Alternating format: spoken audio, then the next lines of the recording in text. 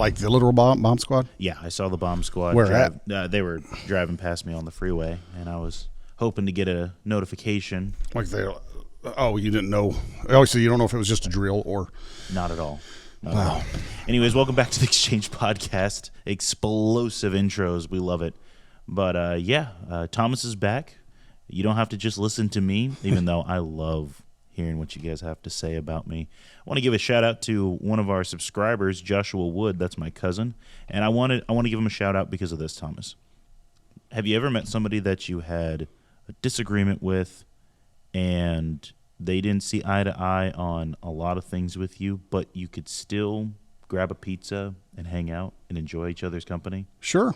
Yeah, they're actually out there. And Josh, I'm putting you on the spot right now, just saying that I love you and I really appreciate you subscribing to the podcast. And even though we may disagree on things, you're always welcome to have an exchange with us.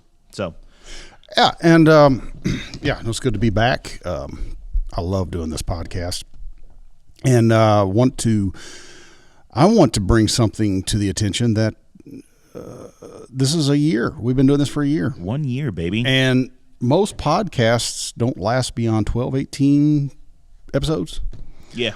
I think that's the typical number. And this is 41 we're doing today. Yeah. And we have 40 subscribers though. We have 40 subscribers on YouTube. On YouTube. Yeah, we got more than that even on Facebook. Yeah. I think we're probably up over 300, and I'm not, I know some people's like, well, that number's not very significant. It is. It is kind of significant when you're just a local based podcast, and so many people are trying to do this, and just the fact that we've got the if you hear anything, I'm trying to adjust a mic a little bit. The fact that we've got, people continuing to come back and listen to us week after week, that means a lot. And we're always trying to better the product, because I really feel like, well, it's not a matter of feeling, it's a matter of knowing. People will always listen to something that is appealing. And while we want to, we're not journalists. That's not why we started this. God, I've never wanted to be a journalist. Well, journalism has its place. It has its place. I guess we do. The modern day journalists kind of have a bad reputation. Well, they're not journalism. Is important. Most modern day journalists aren't journalists. They are. It's kind of like professional wrestling is sports entertainment. They are news entertainment. Yeah, they are news entertainment. You've got to distinguish what's real and what's not. Well, let's be real. Let's go back to what a journalist did. And a journalist, wasn't it a journalist who outed the mafia for doing what they were doing? I mean, they put their lives on the line. And we had true journalists then. We had true journalists. Yeah. Now it's all about, it's why you have Fox News, One American News, Newsmax, and I'm not knocking any of those. But for instance, Fox News is not CNN News's competition. Fox News is Newsmax's competition.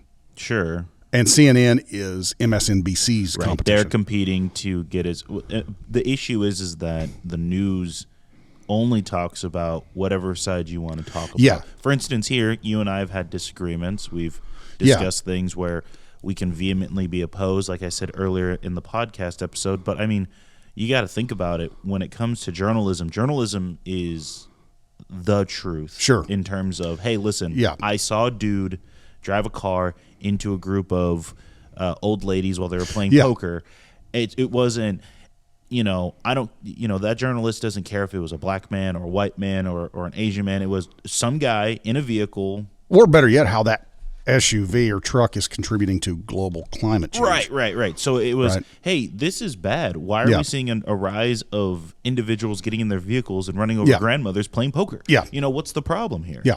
And I think I brought that up because there's a couple of things that, since we are here at our year anniversary of this podcast, one of our ground rules going into this was we always want to give we always want to be uplifting. We don't want to drag people down, because that's one of the reasons why I brought up the journalism. That goes on enough. Go turn on TV, watch the news, and see how depressed you get. I used to listen to hours of talk show, radio talk, talk radio. Let's get those words right. Talk radio. Rush Limbaugh. I'm going to leave the king alone for a moment. I mean, there's still nobody can do what that guy did. But because the thing with Rush, and I'm not just saying this because I was a fan of Rush. I wasn't because I didn't listen. Oh man, you need to go on. You can find old broadcasts of his. You know who Rush Limbaugh is for me nowadays? Who? Well, for anybody who's listening to podcasts now, it's Joe Rogan. I mean, in terms of we can compare. It's kind of like when my dad and my brothers say, "Oh." Well, interesting though that you bring that up because that was Rush was asked about starting a podcast a little bit, right? And turn mine up just a little bit if you can. I kind of dropped out there. Thank you. He was asked about starting a podcast, and his answer to that was that he was coming to the tail end of his career. If he had not passed away, he was going to retire anyway. Trump had asked him to stay on to basically get through that the 2020 election. But someone asked him about starting a podcast, and he said, "Well, I don't really want to do that." He said, because he said, "I'm coming to the tail end of my career. I've had such a great career and such a great life that radio and the listeners afforded him." Yeah. And I remember him saying that people asked, "Well, what are we going to do when you're gone?"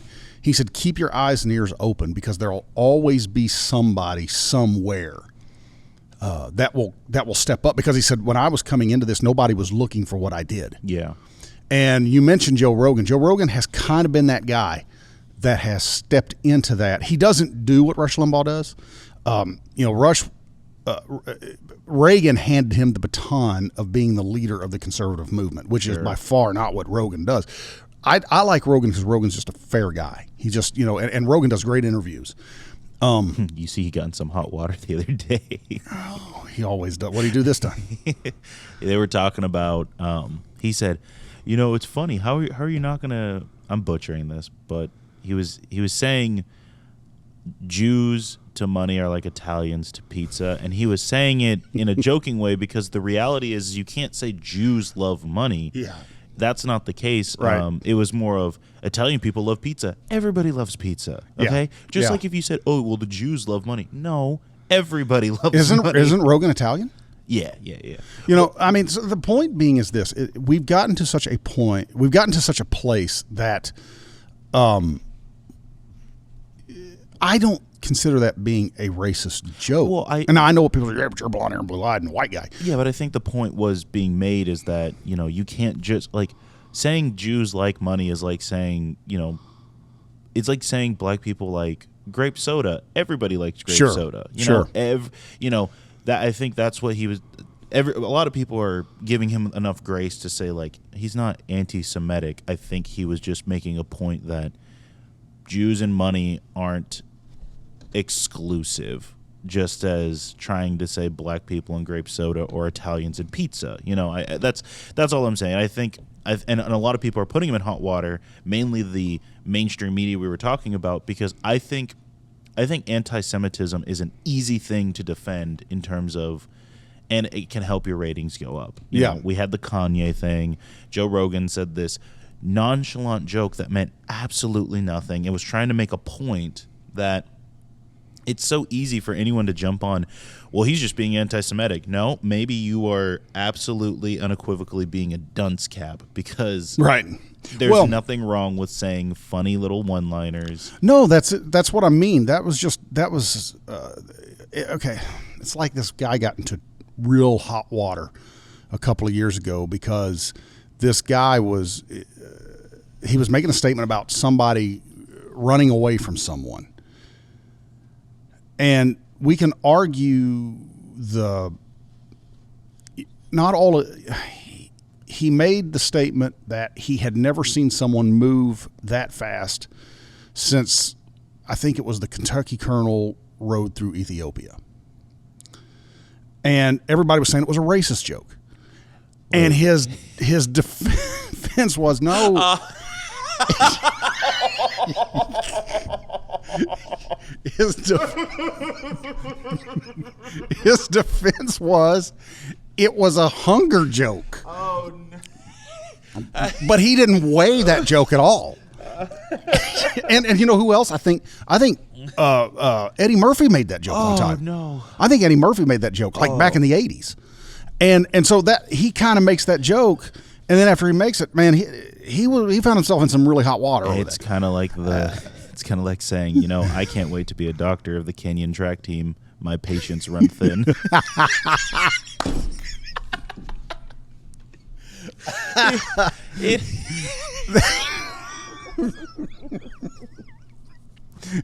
Ed, come to the Exchange Podcast where we exchange semi-racist jokes. No, my favorite, like, everybody's like, oh, it's a really racist joke. It's like, you want to know how many times I've heard ever since I moved to the South, how many white people making fun of white people and dating their cousins and like, oh yeah, well that's it. Incest resides mainly when it comes to jokes. Incestual jokes go to white people. Sure, just as much as like gang jokes go to black people or whatever. It's here's the thing. I mean, if you do a Google search on it, what you find is that cousins marrying happens more in the North than it does the South. Yeah, that's actually really funny. And up North, they actually allow first cousins as long as they're on the maternal. But in the South, I don't think there's a Southern state that allows anything more than second cousin. When I was a police officer, that was actually one of the things I learned, because domestic violence, you have to have a certain amount of first, second, third cousin, all that type of stuff. And that led me down a rabbit hole of who can you marry and all this stuff. And I think it's like you can marry at farthest or at the closest third cousin. So you can marry your third cousin. But then again, how many people are meeting a third cousin? Right. And even if you do meet a third cousin, how do you know they're your third cousin? I mean, at that point, just, Well, that's it. And so it's like, first, I mean, I lived in Virginia, and there was this couple that got married, and she did not have to change her last name because the guy she married had already had her last name. I think their last name was like Sparks or something, but they weren't related. And it's the same thing over there with a lot of people in that area called, their last name is Ward, W-A-R-D, kind of like our Ward Drive over here. Gotcha. And so there's a lot of people there, and they're not necessarily related. They can be, but they're not necessarily. And so it's not like me marrying someone with the last name Tipton. If I marry somebody with the last name Tipton, we're going to be related somehow. Very distant. Tipton is not really that. It's not a common name. Right. It's kind of like if your name was Brown. Yeah. Or Smith or Miller or something like that. Yeah. Or Black or Washington. Yeah. Yeah. I mean, it really is. Tipton is one of those names where it's like, I want to do my due diligence. Yeah. So what was this guy getting into hot water? Past the Ethiopian Kentucky joke. I get. He got into hot water. He lost his job over that. I can understand why people would mistakenly think it was a racist joke, because black people, Kentucky Fried Chicken. Well, that I think that was what everybody had the bone of contention about. But see, and that's why I will always say this to people, and this is true. And people, if you hear this, can you bump me up just a little bit more? Yeah. Thanks. And if people, leave a comment down below. Not every thought that comes into your head needs to be said to the masses. For instance, the irony is I'm on a podcast, so someone might make the snarky comment, well, maybe you should stop talking then, I get that. I understand it. It's funny. But the thing is, if I have jokes specifically for specific groups of people, I have 4 brothers. Yeah. If you think that there is any way, shape, or form, like, if you think that the Queen of England or even like any type of political figure should be in our presence, not one bit. All right? And what I mean by that is that we are not, we can clean up, but like if we are in a room all together, sitting with my brothers, it's a different story. Sure. They'll probably pick on me. Yeah. They might pick on Titus. They might pick on Jalen.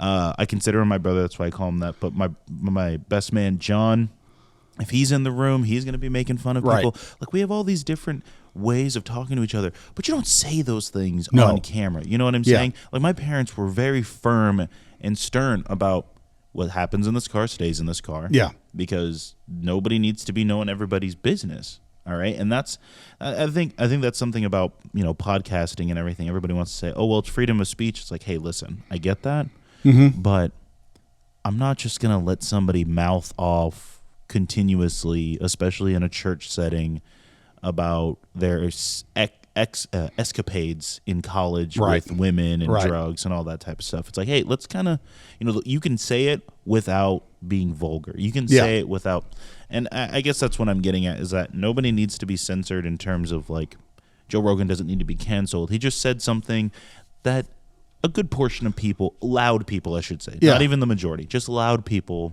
got a hold of and said, oh, well, look, he's anti-Semitic. And I think that's, of all the things to be known for, I would welcome being known for knowing how to make money and save it. I would welcome that. Okay, but wait a minute. You and I both know it didn't stop there. No, of course you not. and I both know the absolutely horrendous like names.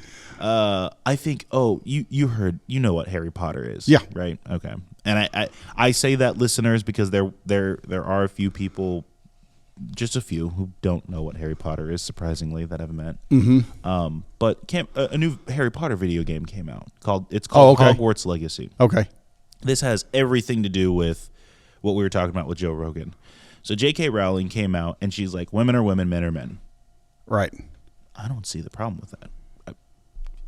Some people did. Sure. All right. Yeah. And they were like, hey, cancel J.K. Rowling. If you have the books, tear the covers off, blah, blah, blah.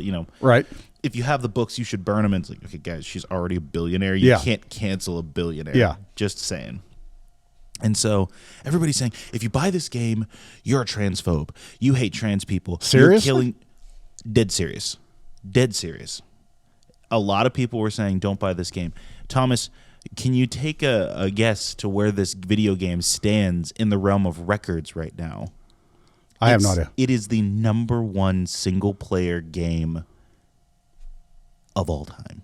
Single-player game. Now, multiplayer games like Call of Duty and all that stuff, those are big games. Grand Theft Auto is a big multiplayer game. Those are big games. But single-player, that's where it's just you and the story. Yeah.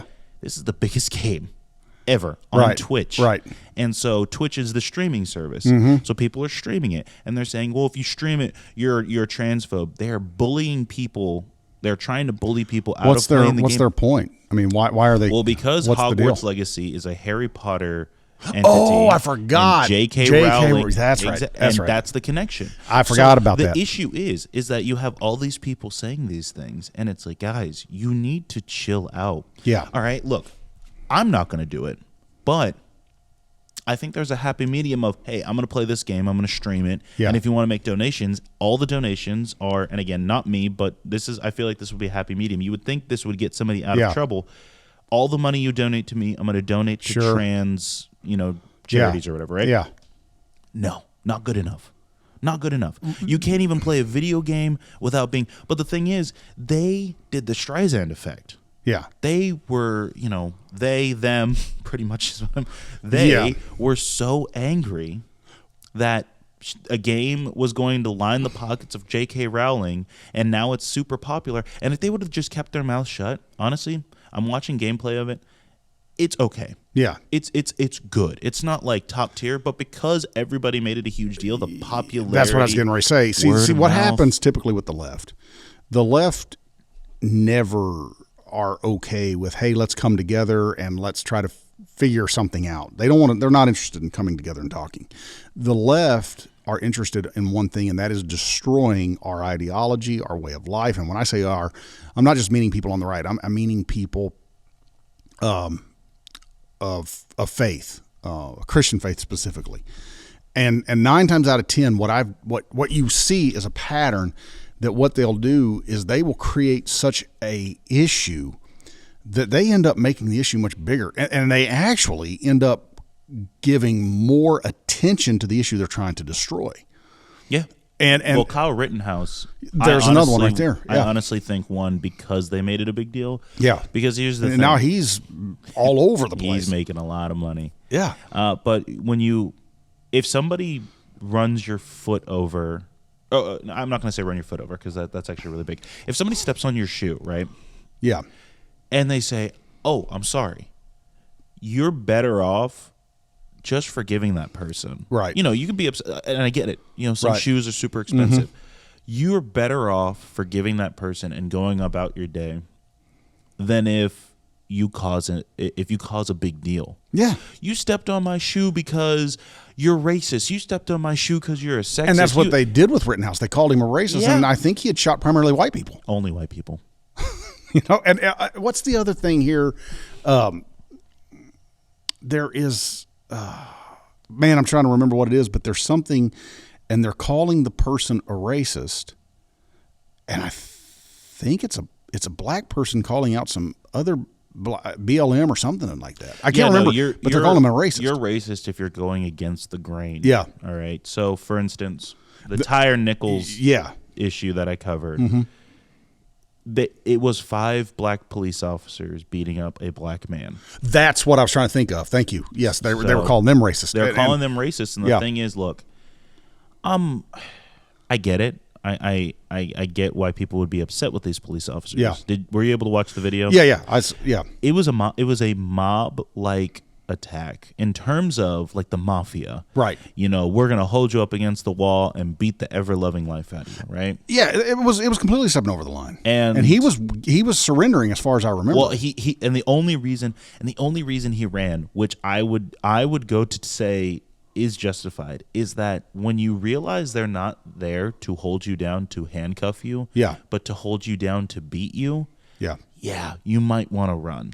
Absolutely. Because whether they're wearing a badge or wearing red or blue or any gang affiliation or just, suits and they're beating the life out of you, it's probably best for you to run. Well, and here is my question about all that is it's the same thing that happened with was his name Floyd there in Minnesota? What was his name? George Floyd. And everybody, myself included, was on the side of those police officers need to be removed. Yeah. Because I don't care what the situation was, that was completely mishandled. Yeah, you don't need to put your knee on his neck. But then my question is, and this is not grassroots. This is not started at grassroots level. This is George Soros funded, because the first thing before there's ever a trial, the first thing out the gate is Antifa and BLM immediately mobilize. That's the best way to put it. And today you can do that so much faster because of smartphones and technology. Years ago, I remember reading when the Bolsheviks were taking over Russia, and there were people that were at their jobs, and they said that they were working in factories and warehouses, and they saw the mobs moving down the streets, and then they would go and join the mobs. But this was something that had been in the plans and in the works for months, probably a couple of years. Now you can have it within 2 hours. And before those police officers in Memphis were even arrested, Atlanta was already, of course, there was a whole different situation there where they shot that guy that was with Antifa, but in Atlanta and then Memphis, they already had the protest mobs organized and ready to go. Well, and why is that our first out the gate? Because what happens is you end up, because I still believe those police officers need to be removed. I still believe that the people who did to George Floyd what they did needed to go to prison. But what they end up doing is completely changing the narrative to their side. It's you understand? You see what I'm saying? It's that reaction is a lack of discipline. Yeah. So, is it a lack of discipline, or is it a disciplined movement that is causing the chaos? It does not. It is a lack of discipline, and I'll tell you why. When our soldiers mobilize, they are precise and they get things done. Right. Now, but I think the difference, and this is why I asked that question, when Barack Obama was running, all we heard was he was a community organizer. Sure. And then when you find out what community organizing is,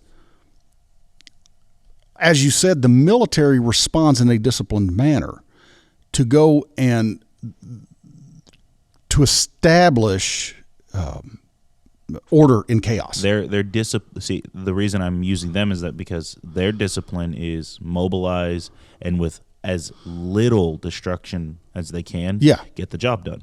Whereas when I say it's a lack of discipline, look, it doesn't. You tell me how fast. You go ahead and set up an organization, and I'll set up an organization to mobilize people we want to mobilize. Right. And I'll tell you your people you can mobilize and the people I can. Your people you can mobilize are people who go to church. Mm-hmm. Okay?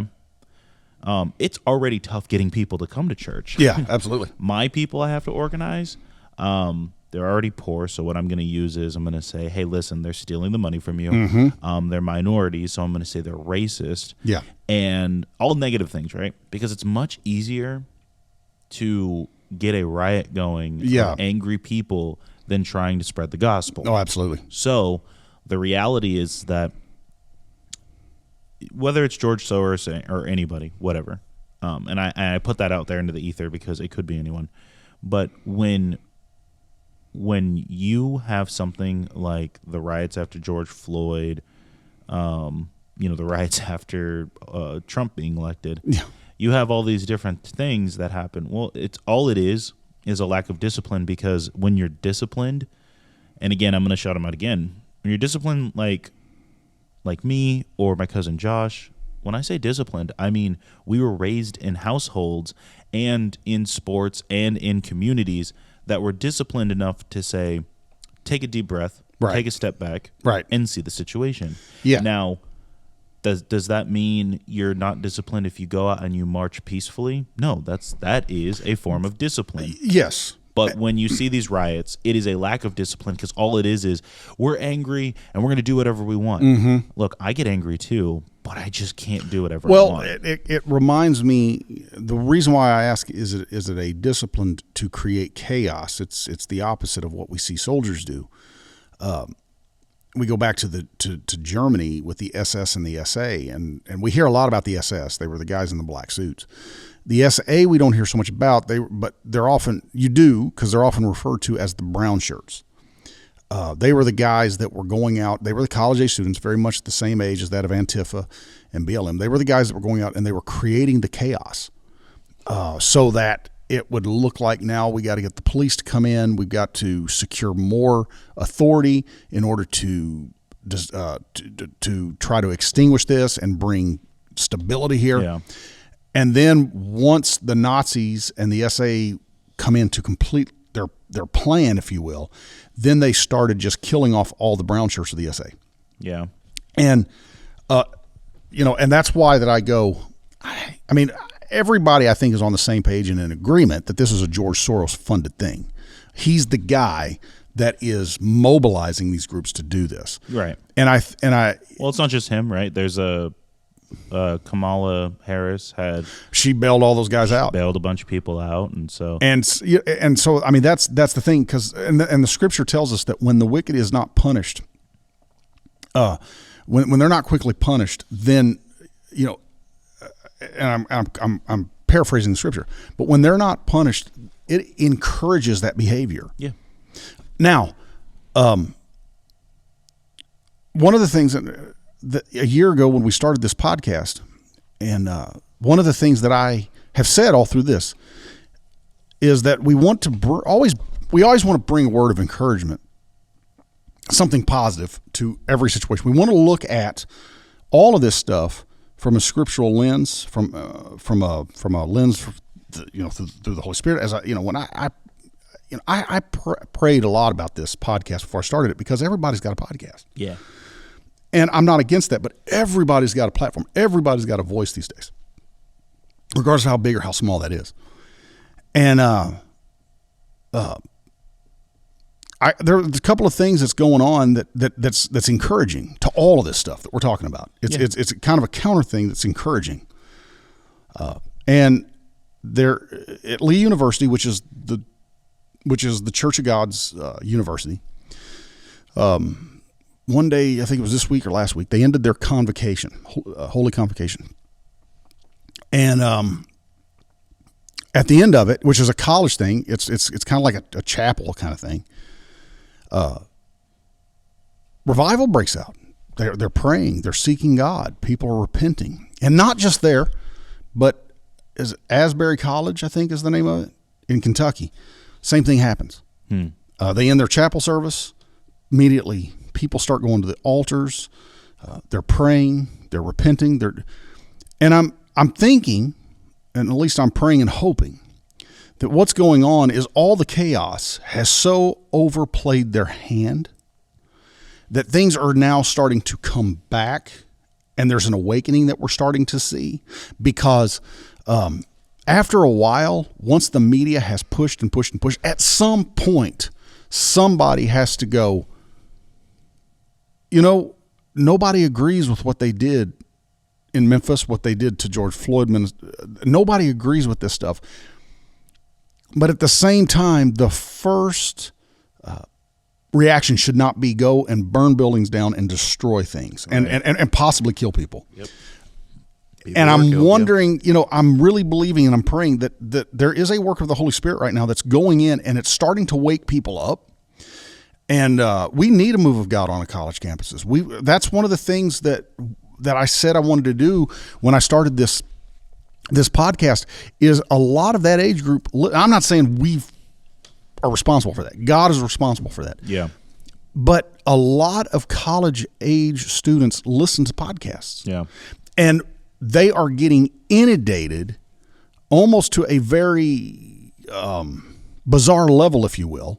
Well, it is. It's completely lopsided with everything that is coming from the secularists, and we have been seeing and been watching all of that unravel and what that looks like. Yeah.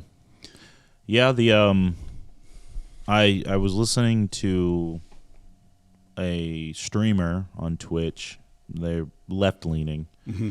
And they were discussing and they were laughing. And they were saying, YouTube doesn't care about shorts because I still hear about the super right-leaning rhetoric on their shorts channels because I think they're just trying to make it more popular than TikTok.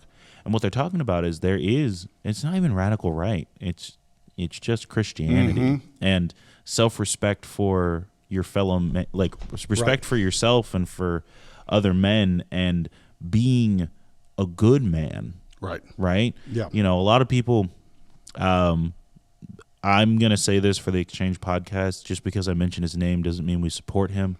But there were some things that Andrew Tate said, like, kind of like Jordan Peterson, clean your room, go to the gym, eat healthy, do better for yourself. Those are good things. Everything else Andrew Tate did, disavow, especially the trafficking allegations, not going to touch that. But when you have people on the internet say, oh, it's radical right thinking for people to say, clean your room and just be a better man and stop making excuses for yourself and, probably stop watching kids' cartoons because that's not really edifying or building you up. It is a dopamine hit, sure, but the reality is there isn't discipline. That's my biggest thing. And it starts with the children. It starts with the younger generations. And this one's out to parents out there. My parents were really quick to tell me, spare the rod, spoil the child. Yeah. And I never understood that until I started to get older and working with kids. And I start to realize, I don't care if you're a single parent. I don't care if you're the grandparents of a child. Kids need discipline. If they do something they shouldn't be doing, they need to be corrected because then you get people who grow up and think it's okay to make excuses for why things don't happen. Right. Indiana Jones knows that once he picks that thing up, something's going to happen. Yeah. And he doesn't say, this isn't fair. Except for the crystal skull. And we don't talk about that one. I have no idea what happened. We don't talk about that one.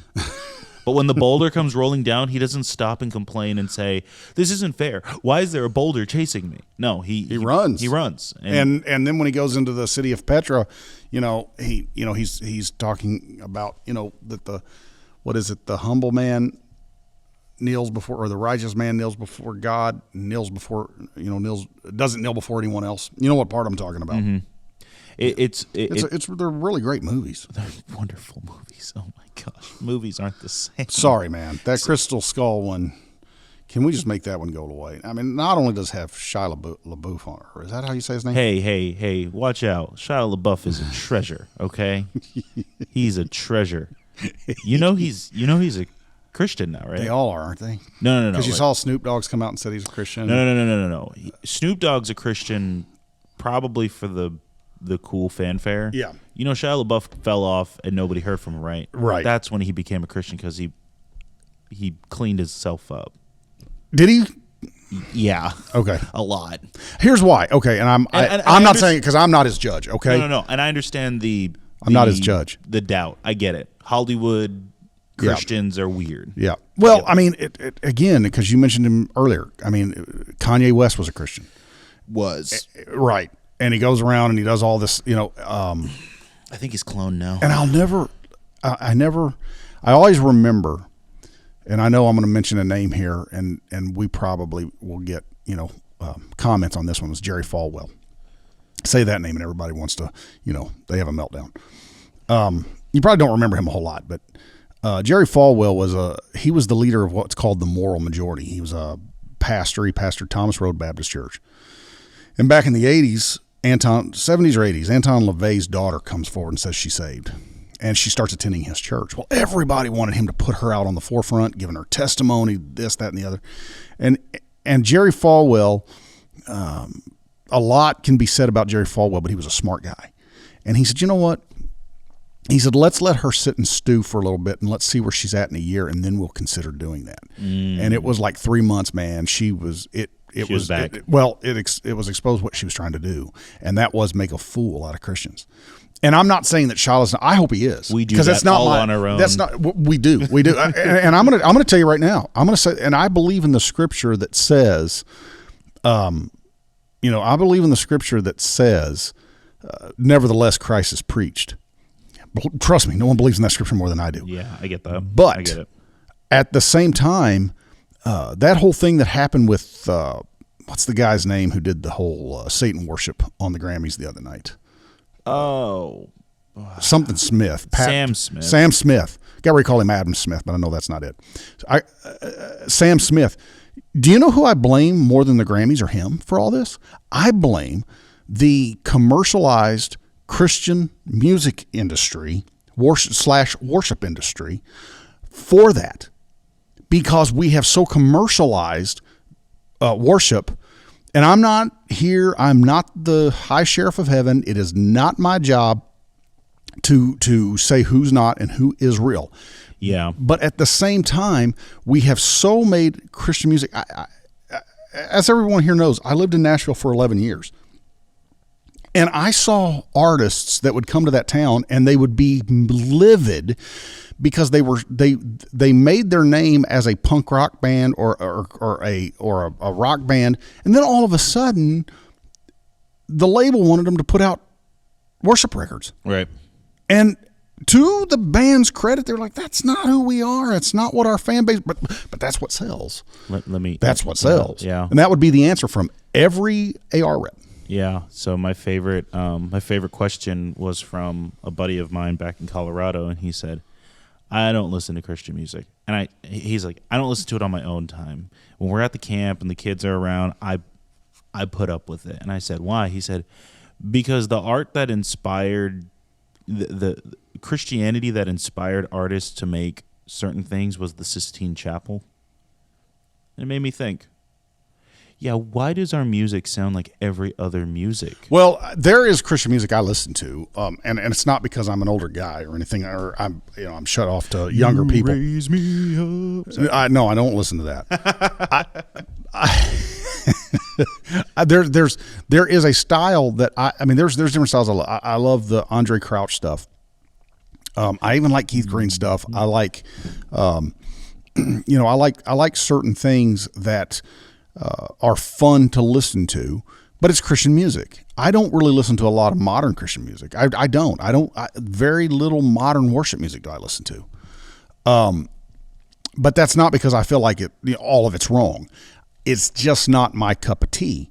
But what I am saying is they have so commercialized and so made Christian music an industry, that I think that that's where Sam Phillips, because there was a tweet that he tweets out. Sam Smith. Sam Phillips was a record label guy in Memphis. Strike that name. It was not him. Sam Smith tweets out, or someone tweets out, "We're ready to worship." That was the first thing that was what led me to this conclusion that said, I don't blame the Grammys or him for doing what they did. I blame these guys over here who have made an industry out of worship music, because that's one of the first things they all say. We're ready to worship. Yeah. This isn't the first Grammys with Satan imagery and all Katy that. Perry did it. What's the one artist? She's a black lady. She did where they mimicked Beyonce? the exorcism. No, they mimicked the exorcism. You know who I'm talking about? This happened like 5 or 6 years ago. So I don't watch the Grammys. So I don't watch it either. I just remember it getting a lot of. Gosh, I can see her. Now. She's always got her hair in pink or blue. Lady Gaga? No, she did something with Lady Gaga. I cannot think of her name, but she mimicked an exorcism at the Grammys. This is not the first time this has happened. Everybody's losing, their minds and having meltdowns over this, but this isn't the first time. I actually think that was less than what she did with the exorcism. Well, Lil Uzi Vert or Lil Uzi I can't remember these little names of Lil Nas X. That's who it is. The guy who did Old Town Road. You remember that song? Yeah. Okay, so that song was a big hit, and then he went into the hip hop and all that jazz. But he had this song where he was twerking on the devil and had this prison scene. I do remember that. And I was like, "Yo, wait a minute. Hear me out here. Hear me out." Not a good look because you're gay. That's not it. That's not it. I'm not saying it's a bad look because you're gay. But twerking on the devil, my dude, kind of strange. And last I checked, it's universally known by most that, Satan's the bad guy here. So, and so a lot of people getting worked up about Sam Smith. Guys, it's been happening. Satan imagery in kids' cartoons. Be sure you're watching cartoons to watch what your kids are watching. Because if anything's like the Mandela catalog, then that's going to be a problem. Right. So here's the thing. To close out our year anniversary episode. Well, before we close out, there's something I want to cover. Oh, okay, go ahead. You were kind of something you went back to. You mentioned earlier. I want to go back to it. You said that when a lot of people mention the far right, they immediately throw Christianity into it. Yeah. There was an article that came out in Newsweek. What is today? The 11th? Today's the 11th. So this was yesterday. And it says FBI under pressure for targeting Catholics in leaked document. Okay, but wait, hold on. They said Catholics at least, okay? They did say Catholics, so but I think we all know. We know the slippery slope. I get that. However, the Catholics haven't really been on the best track record. No. Especially with children. No, absolutely not. But you'll see kind of where I'm going, because when they say Catholic, they're meaning the Christian church. They're meaning Christians in general, because what we have to always realize is that when there's an attack on one of us, based upon the way our Constitution lays out our freedoms, when there's an attack on one group, it's an attack on all of us. Well, shucks. Now you're getting me to ask the question of, are Catholics Christians?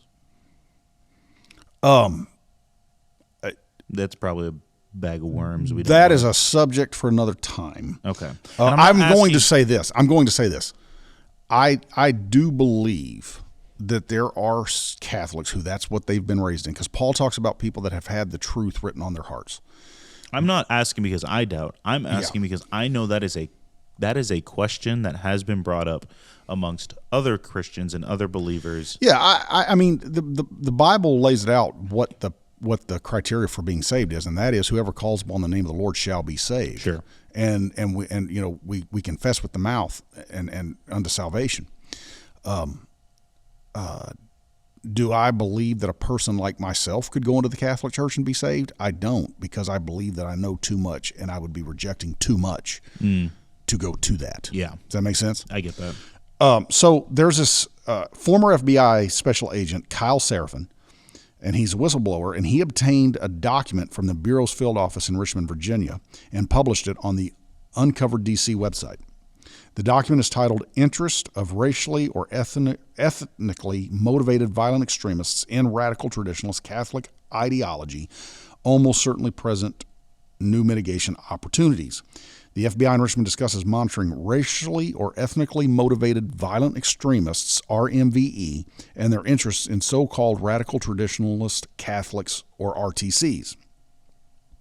The memo notes that the FBI investigations have found that there is a growing overlap between the far-right white nationalist movement and RTCs. Now, they throw guys like Mel Gibson into this. Oh, shucks. But he made the Jesus movie. Not the Jesus movie. He made, you know what I mean. The Jesus movie is a different thing than the Passion of the Christ. Yes. That's why I had to make that correction. It says because we don't want any fake news coming from this podcast. Run. The January 23rd document claims that RTCs are a small minority of the Catholic Church. They adhere to anti-Semitic, anti-immigrant. Here's the big one. This is the one that got them to look at the whole thing. Let's be honest. Anti-LGBT and white supremacy ideology. While also, now this was the one that caught me off guard when I read it. Ideology, while also preferring the traditional Latin Mass. How dare they prefer the original Latin Mass? Actually, that Latin Mass is kind of scary. Oh, it is, but So I'd look at them too. White supremacy and the Latin Mass. How do we make that connection? But I wanted to bring that up because that goes back to what you said earlier about lumping them all together. And that's what they're doing. And that's what and the FBI has actually had their hand caught in the jar really since the 90s. Of putting agents inside of churches undercover. But we've talked about this. The FBI was founded by a racist, okay? Yeah. The FBI was founded by a racist. And a gay man. And a gay man. Oh, no. The CIA, was founded by Nazis. Look it up. NASA, back in the 50s, if you walked in and said Heil Hitler, I'm sure they would have stood up stiff as a board. Well, let's face it, man. They were all federal. They're federal agents. Yeah, well. Right? I mean, that's what they are. Well, no. Agencies, I should say. They are federal agencies. Well, of course, Operation Paperclip, getting all the Nazis that we were able to gather. We learned a lot of good things from them. But again, those ideologies don't just go away once you cross the ocean, right? So the seeds of evil is definitely planted in those agencies. So when we talk about the FBI, take it with a grain of salt. They do some good things, but we know that they've had their pants down around their ankles a few times. Many times. With like right now with the Hunter Biden laptop. Well, there's the Hunter Biden laptop, but many of the and here's the thing. Many of the shooters that are out there have been on their watch list, and a lot of people will say, well, why were they on their watch list? Why didn't they do anything? Yeah. They weren't on a watch list for them to actually stop them. They were on a watch list because they actually wanted them to do something. Yeah. Okay? It wasn't because it was a recruit system, all right? The FBI is not here for you. They're here to cover their butts and the people who are in charge. Exactly. All right? So with the Exchange podcast being a year old, I'm looking for another 4 years. So we reached the 5-year anniversary, and we're talking with former agents of the FBI. Oh, I'm looking for it to grow. I mean, we are growing. We are growing. All right, 40 subscribers now. That's 40 more than we had when we started, and we're very thankful for that. But I also want to just get us off on a good note, a nice, happy, fun note. I'm going to leave a link in the description. I will be showing Thomas this video afterwards. But have you heard what's been going on with AI-generated videos? Yeah. And all that? There's an AI-generated video of the Hiroshima bombing where Joe Buck is announcing the bombing run. And it's terrible. But, ladies and gentlemen, the Exchange podcast will never be AI generated. We will always be humans, always be us. And we'll always be here for you guys. But can you prove we're not AI generated? There's the question. Actually, you can't. There are programs that are coming out to make sure that. But then the AIs get smart to that. Yeah. So, but I'll say this AIs to sign off for the day. In a world that keeps pushing you around, stand your ground. From the great Tom Petty. We'll see you guys later, and we won't back down.